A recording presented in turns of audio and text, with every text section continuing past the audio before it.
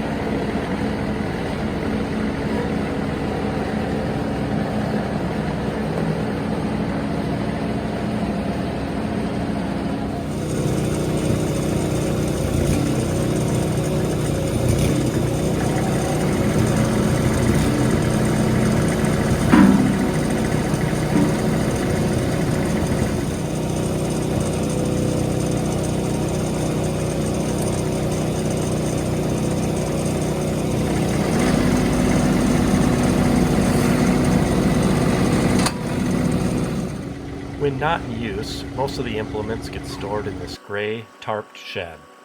So we'll open it up and start removing some of the items that we don't need so we can get at the plow in the back, and then we'll put the implements back in based on when we will need them in the spring.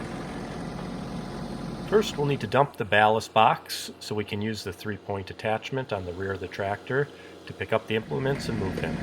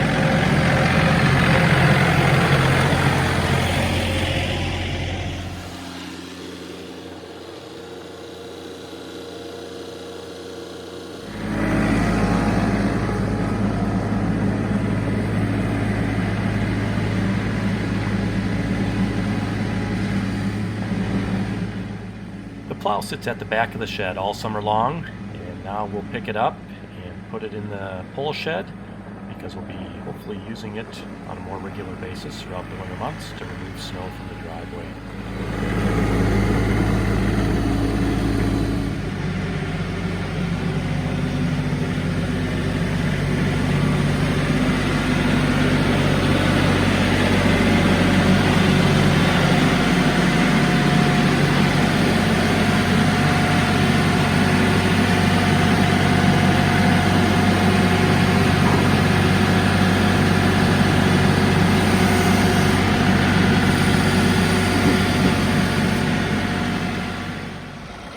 Here we have tucked the implements away for the winter months until they will get used in the spring.